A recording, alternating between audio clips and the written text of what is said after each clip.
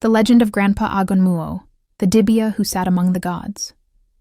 In the village of Mgbokonta, deep in the eastern part of Nigeria, legends walked among men. Our people believed in the unseen, in the power of herbs, in the wisdom of the spirits, and in the guiding hands of the ancestors. Yet even among us, there were men whose gifts defied explanation, men whose very presence carried mystery and reverence. One of such men was Grandpa Agonmuo, the great Dibia and healer whose life and death would leave behind a story that still lingers on the lips of our elders. Grandpa Agonmuo was no ordinary man. When you visited his small hut, you did not need to worry about bringing a chair. With a simple pull at his ear, it would stretch and spread across the ground like a woven mat, inviting you to sit in comfort. While you rested, he would speak of the history of our land, the battles fought, the blessings received, and the promises yet to unfold. His voice was steady, and his wisdom flowed like a river that never ran dry.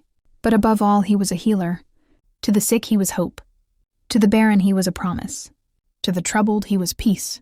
Herbs bent to his will, incantations obeyed his call, and sicknesses fled at the sound of his chants. It was as if the gods themselves whispered their secrets into his ears.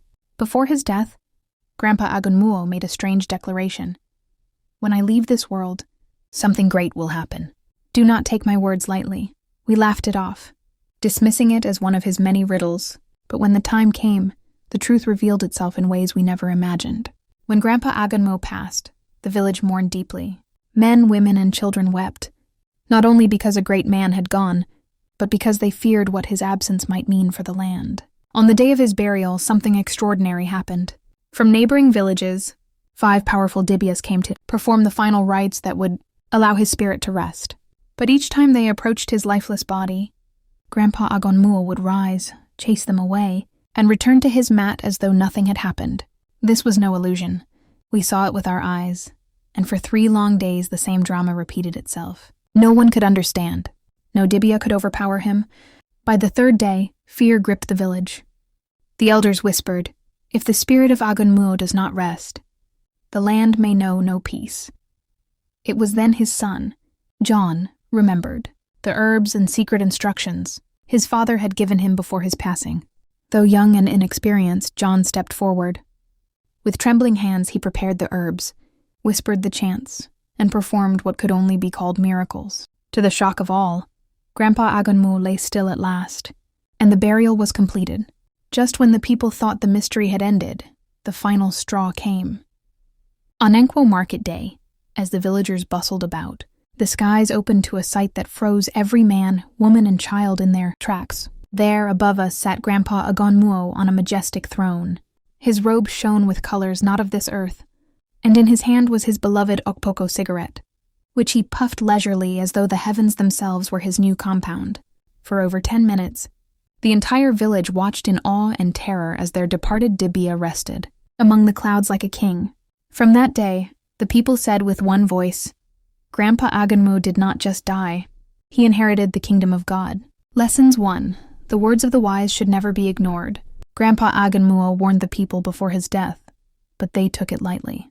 The unfolding events prove that wisdom often speaks in riddles, and only the patient can see its meaning. 2.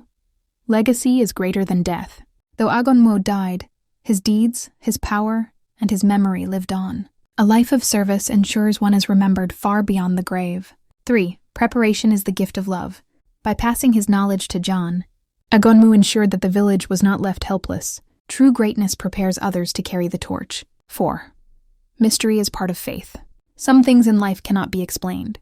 Grandpa Agonmuo's story reminds us that not all wonders are meant to be understood. Some are meant to inspire reverence. The tale of Grandpa Agonmuo is more than a story of a Dibia. It is a lesson about faith, legacy, and respect for the mysteries of life. Greatness does not end in the grave, it transcends it. When we live lives of service, when we leave behind wisdom, and when we walk in alignment with the divine, death is not the end but a passage into something greater. And so whenever the people of Mgbokonta gather, and the old ones speak of the man who stretched his ear for a mat, who healed the sick, who rose even after death, and who sat among the clouds puffing his cigarette, the children listen in wide-eyed wonder, because in that story lives a truth eternal. Great men never truly die. They simply change their address.